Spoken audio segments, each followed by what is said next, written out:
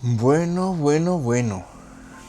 Hoy estoy de una mala hostia, pero no porque yo quiera, sino porque es lo que toca hoy. Porque vamos a hablar de 10 cosas que no me gustan o a otros viajeros no os gustan de Japón y de los japoneses.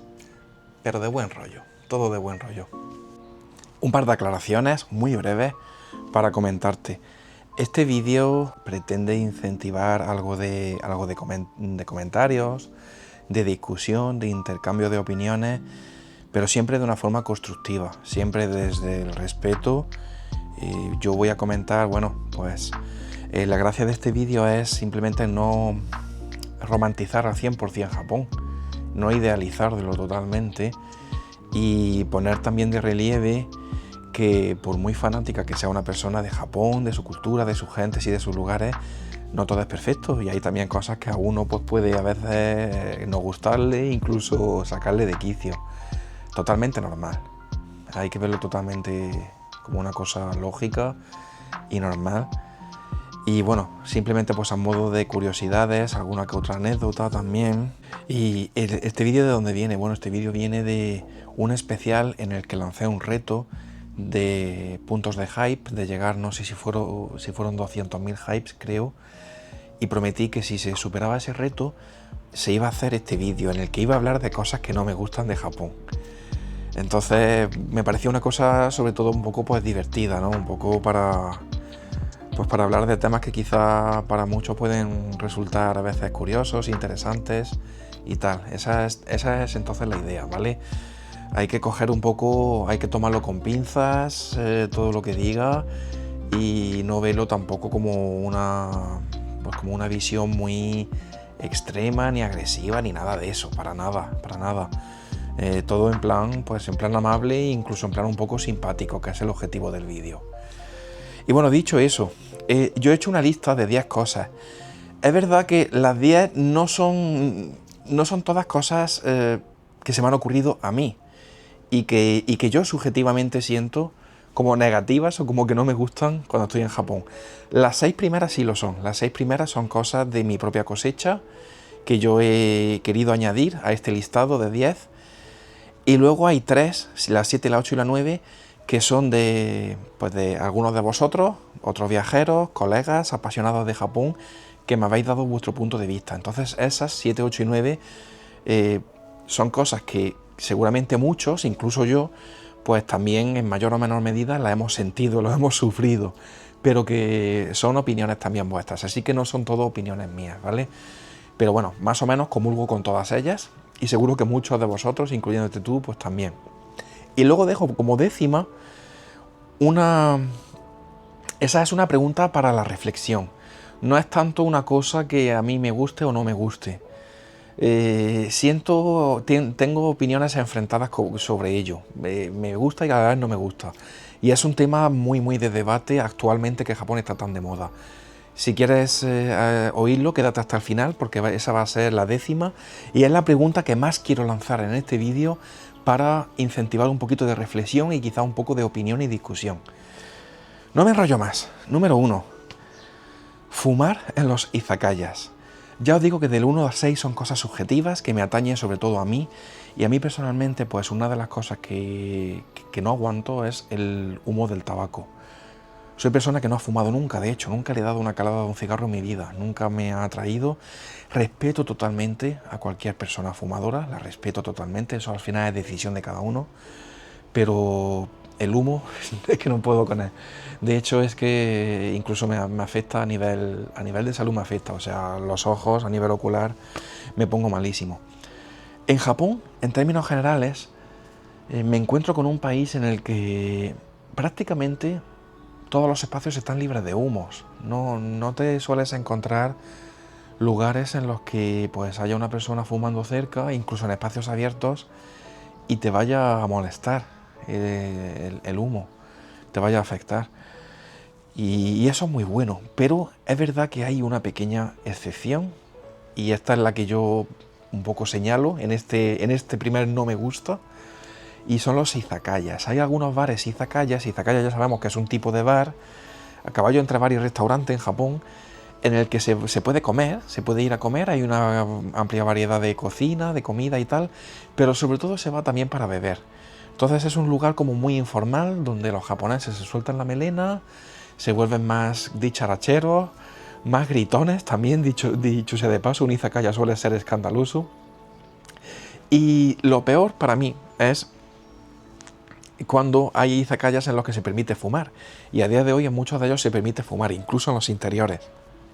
Y ahí es donde realmente he pasado un mal rato, porque sí es verdad que me he ido con la cabeza muy cargada, con los ojos muy enrojecidos, y sí, se me ha puesto un poquito de mal humor por eso, porque al final pues me sienta mal a nivel fisiológico. Entonces esa es la primera, fumar en los izakayas. Hay también espacios, en Japón hay muchos espacios designados para fumadores, en lugares públicos como estaciones, centros comerciales, etcétera. Hay cabinas, incluso en cafeterías, en algunas cafeterías de cadenas como Doutor, te puedes encontrar zonas en la cafetería en el interior que son espacios para fumadores, lo cual es genial, lo cual aplaudo. Yo creo que en países como España deberíamos de aprender sobre esto y quizá incentivar esta creación de espacios designados para fumadores, porque tú imagínate en España te sientas en una terraza de un bar que quieras tomarte algo al aire libre, tú eres una persona que no fuma y que el tabaco pues no le sienta bien el humo, y claro, se sienta alguien en la mesa de al lado, se pone a fumar al lado tuya o encima tuya casi a veces, y claro, ¿qué haces? ¿Qué haces? En fin, ese tipo de cosas, pero trasladadas a un izakaya en Japón. Bueno, la número 2, ¿cuál sería? Pues el fenómeno, que es un fenómeno que tiene nombre, se llama Gaijin Seat, el asiento del gaijin o el asiento del extranjero. Este fenómeno, yo no sé quién le puso ese nombre, pero bueno, le va que ni pintado. Es un fenómeno que suele sucedernos a todos los extranjeros, a los gaijin que visitamos Japón, incluso a aquellos que viven allí y que llevan seguramente media vida viviendo, por el solo hecho de tener apariencia de extranjero a ojos de un japonés, apariencia de no ser japonés. Cuando sucede eso en el transporte público, autobuses, metro, trenes, se da un fenómeno sin explicación científica confirmada de que cuando ese extranjero se sienta en un asiento que hay libre, de pronto se crea como un vacío, una zona de vacío, un agujero negro, podría decirse, en torno al cual no hay vida, no hay nadie, no hay ninguna persona alrededor de esa persona, de ese extranjero que está sentado. Dicho de forma más simple, cuando un extranjero se sienta en el transporte público en Japón, muchas veces sucede que los otros japoneses evitan sentarse a tu lado. Y esto es algo de lo que se ha hablado incluso en muchos vídeos, en otros canales de YouTube, incluso sobre noticias, canales de la propia Japón. Muchas veces los japoneses dicen que lo achacan a timidez y sobre todo a la barrera del idioma, que dicen que les da miedo que el extranjero se ponga a hablarles en inglés y ellos pues no sepan responderle, o incluso sabiendo inglés no sepan dar la talla. Seguro que para muchos, en muchos casos eso es cierto, y para muchos japoneses lo es, pero para algunos otros no sé hasta qué punto lo es. Y puede ser, y el no querer estar sentado de un extranjero, máxime cuando es un extranjero grandullón, no sé hasta qué punto es por unos motivos u otros. Si quieres puedes decirme tú qué opinas y si te ha pasado, seguro que te ha pasado si has estado en Japón ya, esto de que te sientas y nadie se quiere sentar a tu lado, o difícilmente se van a sentar a tu lado. Pues bueno, la buena noticia, no estás sola, no estás solo, o sea que a mí también me pasa y mucho. Y bueno, vamos con la número 3. La número 3 son algunas normas y prohibiciones que son un poco exageradas. Japón es el país de las normas. Eso cualquiera que haya viajado una sola vez lo sabe. Hay normas por todas partes y prohibiciones por todas partes. En buena medida eso es bueno, y en buena medida a mí me gusta, porque bueno, es en buena parte lo que hace que sea un país donde todo es tan ordenado, tan civilizado, tan limpio, y la gente, bueno, pues se comporta de forma muy cívica, muy educada en prácticamente cualquier situación. Si nos vamos al punto de los izakayas, que estábamos hablando en el número 1, ahí a veces con un par de tragos de sake se va la cosa de las manos, pero bueno, dejemos excepciones aparte y centramos aquí en el caso general de ese civismo que suele venir a raíz de las normas y en muchos casos de las prohibiciones. ¿Cuál es mi queja aquí? Pues mi queja aquí es que algunas prohibiciones yo creo que son un poco, ya se pasan un poquito de rosca, son un poco tontas e incluso ridículas. Por ejemplo, yo entiendo que en un museo o en un templo donde hay una obra de arte o una estatua budista de gran valor artístico, entiendo que pongas el cartel de no hagas fotos, no hagas vídeos, porque bueno, al final mucha de la gente que atraes a tu museo o a tu templo o lo que sea, la estás atrayendo con el incentivo de que vea esa obra o esa estatua o lo que sea. Entonces eso lo entiendo. Pero hay otros lugares muchas veces en los que ya me parece un poquito absurdo, lugares un poco ya más normalitos y tal, donde te ponen el cartelito, te plantan el cartel de no foto, no vídeo y no tiene ningún sentido, porque a lo mejor es simplemente, pues no sé, un escaparate de una tienda, una estantería y a lo mejor no hay ni precios puestos. Si hubiera precios lo entendería, pero a veces no hay ni precios puestos. Entonces, bueno, quiero decir que esto es una queja muy concreta, que en la mayoría de situaciones yo entiendo prohibiciones, normas y tal que pueda haber, e incluso creo que son buenas, son útiles, pero hay también veces que son un poco exageradas, un poco tontas e injustificadas. Si se te ocurre alguna otra prohibición o norma que hayas visto en Japón y te parece, a ti también te chirría, te parece un poco absurda, te animo a comentarlo en la caja de los comentarios y hablamos sobre ella. Número 4. No me gusta que amanezca tan temprano en meses, sobre todo en meses cálidos. O sea, tú vas en Japón ahora de abril a septiembre o de abril a octubre, en esos meses, y es que a las 5 de la mañana ya se está haciendo de día.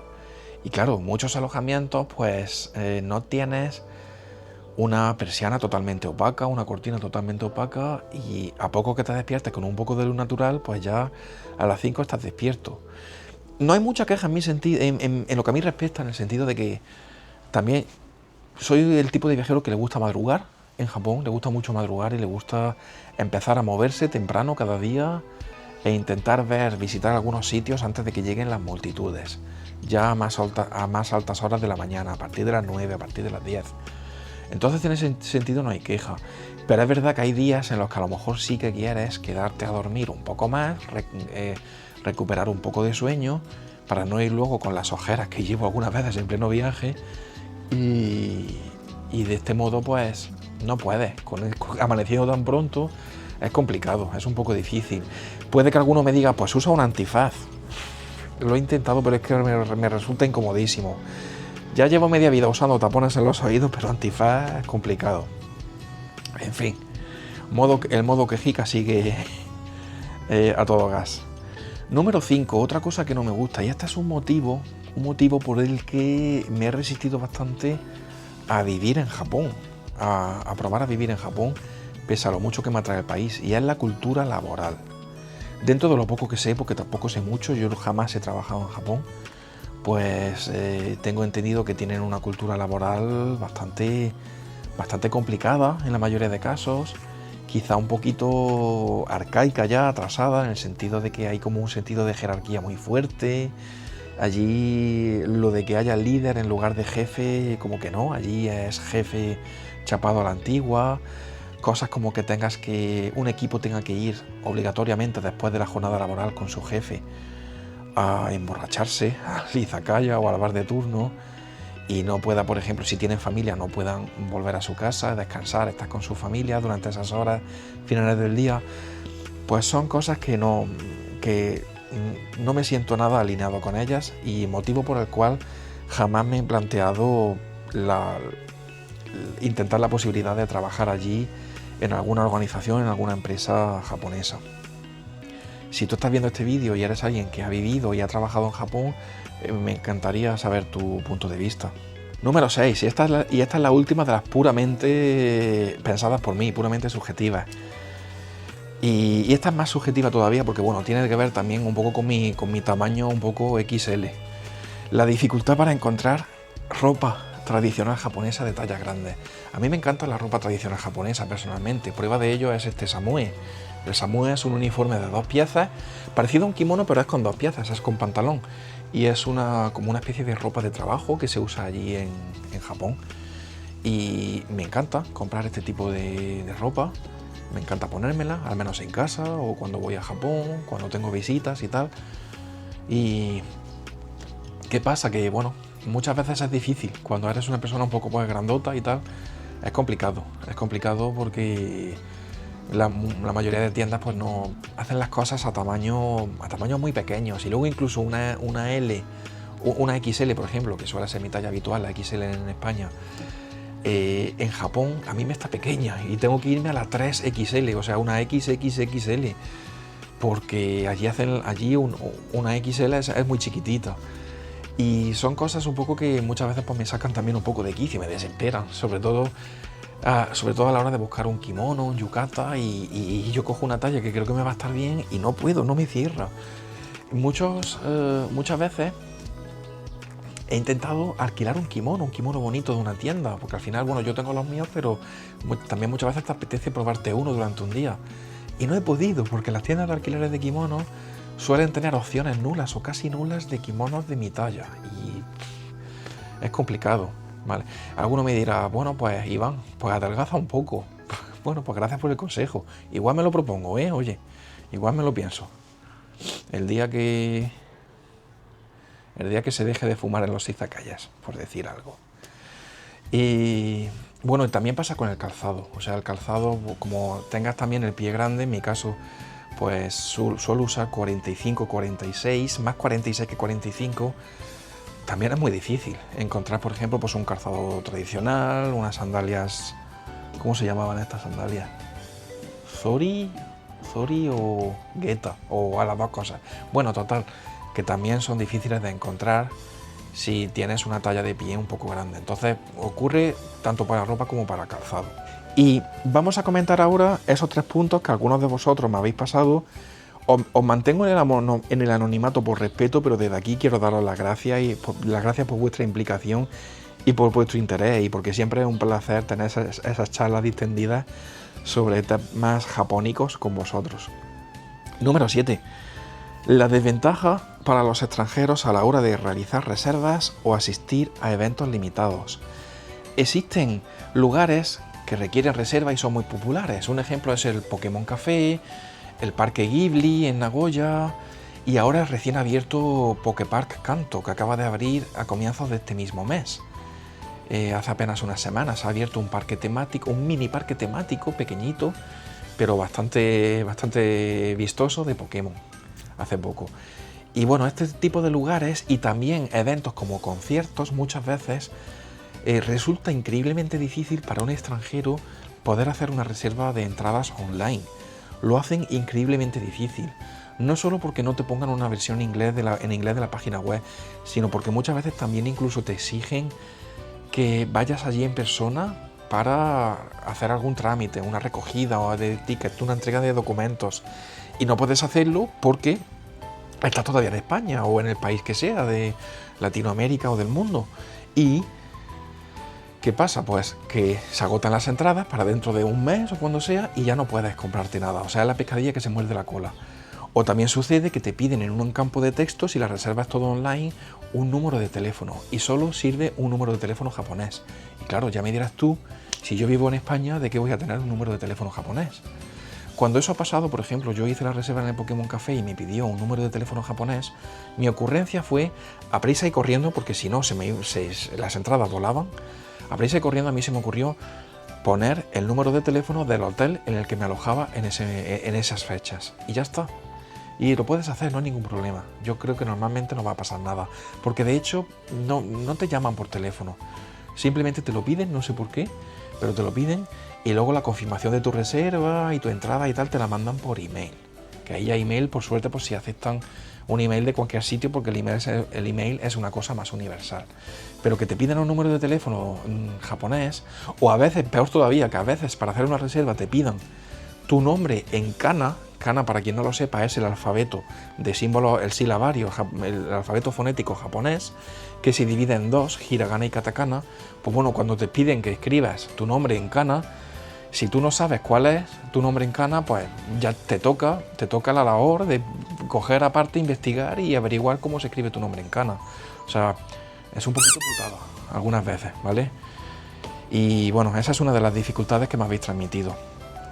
Otra dificultad no, otra cosa que no os gusta es el abuso del plástico. Es verdad que esto, yo estoy totalmente de acuerdo, porque a nivel de impacto medioambiental y de concienciación con el medio ambiente, el abusar del plástico cuando no es totalmente necesario, pues no me parece lo más moralmente acertado del mundo. Así que en ese sentido estoy de acuerdo. Pero claro, aquí la verdad es que jugamos con una doble moral, incluyéndome yo. Y es una moneda de doble cara, porque claro, por un lado está eso, pero por otro lado luego también está el hecho de que nos encanta, y yo me incluyo el primero, nos encanta ese packaging, ese empaquetado tan vistoso, cómo empaquetan las cosas en Japón, cómo las envuelven, cómo te las preparan.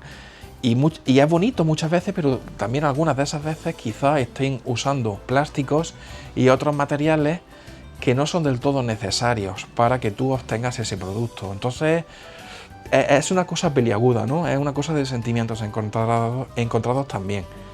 Porque eso, por un lado, el impacto medioambiental es innegable, pero bueno, luego por otro lado, pues a quién no le gusta ese empaquetado. Luego, bueno, pues la novena es la aversión a insectos, como la abundancia, sobre todo en meses cálidos, la abundancia de insectos como mosquitos o incluso como tábanos. No sé, si tú quieres saber la experiencia que tuve con un tábano, vete a la serie de vídeos Ruta por Tohoku y Sur de Hokkaido, la parte 3, en la que visito el pueblo onsen de Zao Onsen en Yamagata, y verás lo que puede pasar como te muerda un tábano ahí. Es un buen susto. Pero bueno, los mosquitos también son bastante pesados en meses cálidos, incluyendo ya al final del verano, comienzo del otoño. Siguen siendo bastante persistentes y es bueno que vayas con un repelente de insectos, se llama Mushiyoki. Si tú vas a Japón y quieres ir a un konbini o a una tienda cualquiera, una farmacia por ejemplo, buscar un repelente de insectos, tú a cualquier persona, empleado de la tienda, empleada, le dices Mushiyoki onegai shimasu, repelente de insectos, por favor, y te van a llevar amablemente a comprar a uno para que puedas comprarlo. Pero sí, la verdad es que hay muchos mosquitos y bueno, no en vano Japón es un país con muchísima vegetación en general, muchísimo verde, rodeado de mar, mucha humedad, muchas precipitaciones, y eso pues favorece muchísimo que proliferen algunos insectos un tanto molestos como los mosquitos o a veces incluso los tábanos. Y ya termino con una pregunta para la reflexión. Y es que salen muchos vídeos en canales, como dije antes, internacionales, que hablan de un tema bastante controvertido. Y esto es sobre lo que quiero que reflexionemos y debatamos sobre todo.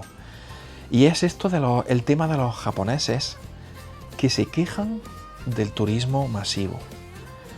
Te voy a dejar un ejemplo de vídeo aquí en la descripción, un ejemplo de vídeo que he visto esta misma mañana y me ha suscitado las ganas de lanzar esta pregunta para la reflexión. Yo te recomendaría ver ese vídeo que te dejo aquí, no es de mi canal, es un vídeo de otro canal. Échale un vistazo, creo que está en inglés, pero no sé si se podrán poner los subtítulos en español. Y claro, ¿qué pasa? Que desde hace 2 o 3 años hay unas quejas bastante generalizadas por parte del pueblo japonés sobre el turismo de masas. Creo que, en mi opinión, es que en buena medida es, no sé, si para cuantificarlo de forma aproximada, al 80% creo que tienen mucha razón, tienen toda la razón, porque bueno, se quejan sobre todo de comportamientos muy incívicos que se han observado en muchos extranjeros. Véase la famosa señora paparazzi que estaba como acosando a una geisha que iba por la calle. Véase la persona que saltó la valla de un templo en horario en el que estaba cerrado. Véanse cosas varias que han pasado en Shibuya, en lugares muy concurridos con extranjeros como Shibuya y Shinjuku.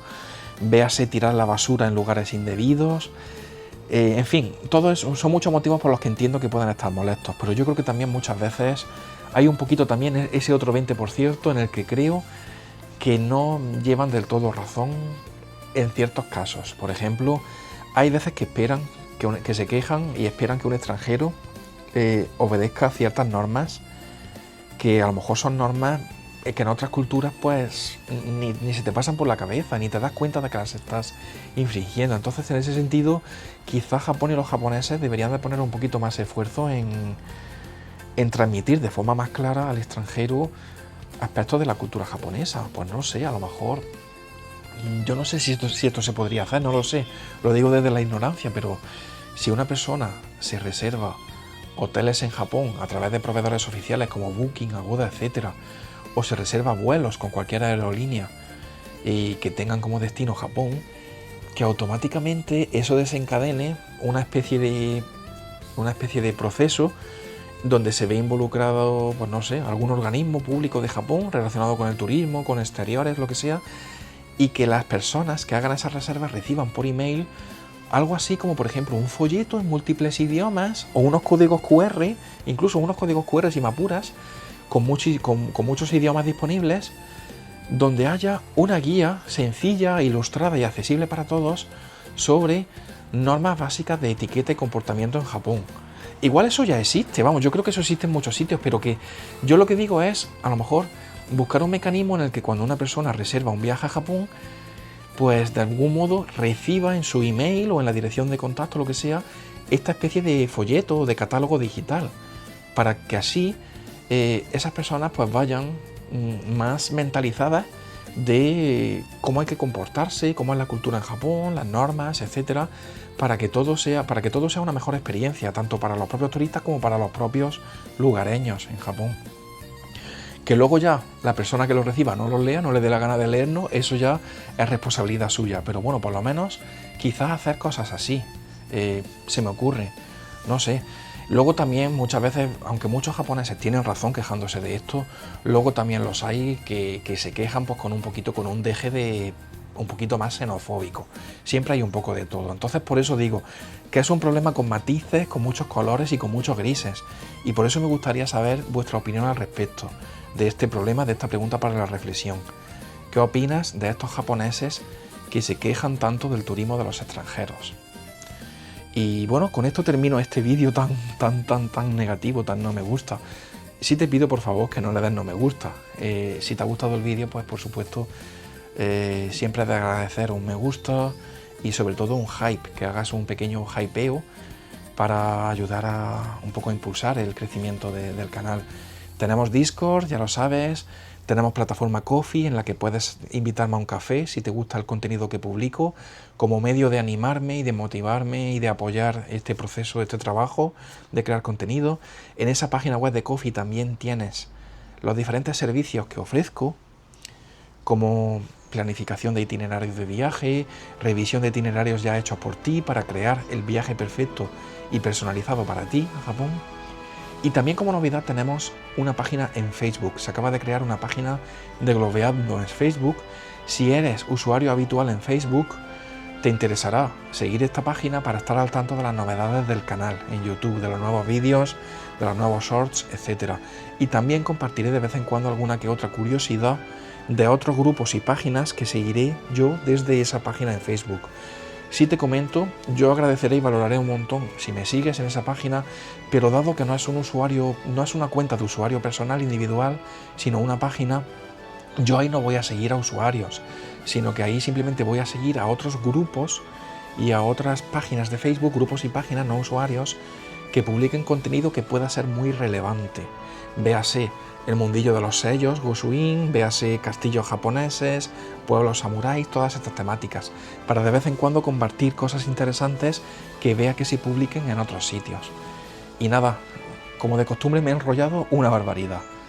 Así que nada, añadamos a la lista de cosas que no me gustan como en cuanto se enrolla el pesado del Globeando. Venga, nos vemos. Un saludo, adiós.